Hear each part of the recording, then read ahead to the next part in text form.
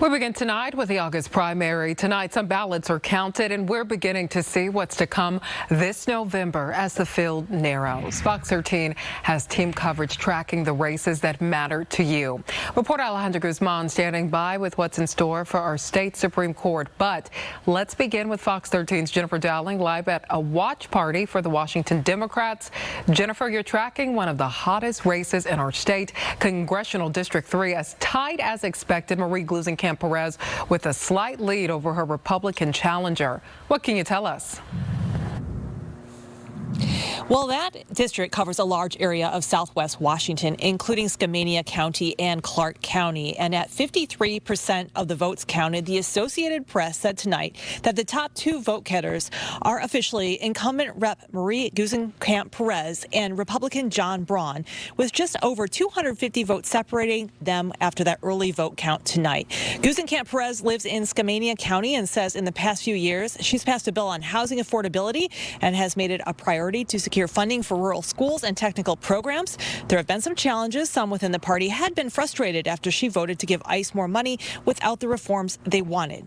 The chair of the Washington State Democrats, Shasti Conrad, says the elections in the 3rd District have been close for the past 2 cycles, but they are hopeful Perez can win again in November.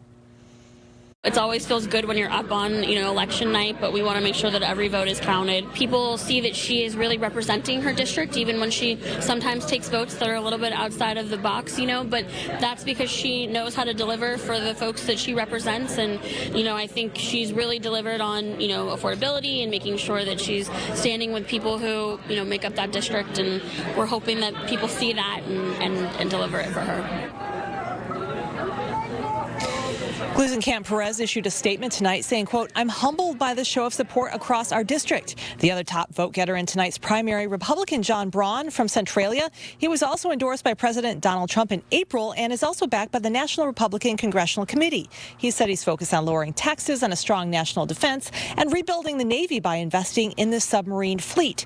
Meantime, in Bellevue at the watch party, U.S. Representative Kim Schreier and her supporters were also celebrating tonight after the Associated Press said she would advance to the general election. She talked about next steps with us tonight. I will be out. We are planning this weekend east of the mountains to see how I can help with the wildfire response and understand the scope and thank the wildland firefighters. And then I will continue to knock doors, make phone calls, and make sure I reach every voter in this district. As for who Schreier will face in November, the votes are still being counted, and that's still being determined. Reporting live in Bellevue, Jennifer Dowling, Fox 13 News. Turning now to several races in Seattle. The first, the library levy, a property tax levy that would raise more money for libraries over the next several years. Right now, 71% of voters approving that levy. In King County, a simple majority wins it. Library leaders celebrating tonight. Well, tonight, you and the voters of Seattle have said yes. The $480 million levy would maintain library hours, increase security, cover maintenance, and help manage the system's collection, replacing an expiring levy passed back in 2019. The levy would cost homeowners an average 23 cents per $1,000 of assessed home value. That's about $193 a year for a median home. Now to the Seattle City Council. 4 candidates vying to fill the City Council's District 5 seat.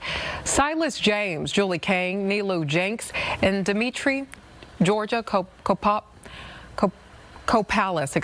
Right now, you can see Nilu Jenks has nearly 50% of the votes, with Julie Kang in second place with 30%. The district includes the infamous Aurora Avenue, which has been known for sex trafficking and has seen a surge of gun violence this year.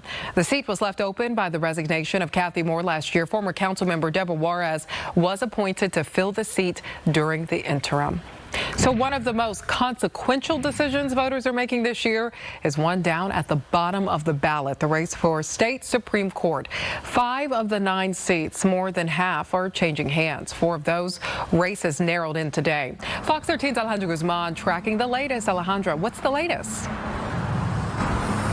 Yeah, Sabira, we have a better look at those results, and whoever is sworn in as justice will help shape the state's highest court. And one of the key questions that is likely to land before justices is, can the state expand its taxing power? Let's look at the voter turnout. In position 1, we have incumbent Justice Colleen Melody, who was appointed by Governor Ferguson in November of last year, leading with 51% of the votes. With 30% is tax attorney Scott Edwards. In position 3 is close between 3 candidates. David Stephen is leading with, at this hour, with 35.9% of the votes. King County Superior Court Judge Jamie Michelle Hawk has 33%, and Court of Appeals Judge Mike Diaz not too far behind at 33%. Position 5, one of the more crowded races, with incumbent Justice Theo Angelis leading with 34.3% of the votes, and Judge Dave Larson close behind with 32.7% of those votes. And for position 7, voters looking to back incumbent Chief Justice Deborah Stevens, who has 55% of the votes. A far second, Todd Bloom, who previously ran for justice in 2024 and representative for Washington's 6th Congressional District as a Republican in 2016 and 2022. Now, shortly after these numbers came in, I did speak with several of the candidates, and I asked them what their stance on the millionaire's tax is, and they say they can't openly discuss this, but here's the message that they do want to share with you, the voters. The judiciary is supposed to be the lighthouse in the storm, not a ship lost at sea. I think the confidence in the judiciary belongs to everyone. In fact, in a recent interview, I felt that I'm more concerned about people having confidence in me that disagree with me rather than agree with me, because they have to trust that it comes from the right place for the right reason. I think that voters should care about somebody who's going to focus on the law as written and the Constitution as written. The state Constitution has specific provisions about what the legislature's tax authority is. There's a constitutional precedent regarding that. And now, position 4 candidates heading to the November ballot include Judge Ian Burke and Judge Sean O'Donnell. Now, I want to stress, Fox 13 did reach out to all 14 candidates for the Supreme Court justice. We're still waiting to hear from many of them. Sabira? Alejandra, thank you. And Fox 13 is staying on top of dozens of other races. You can find all of the results on our website. That's fox13seattle.com.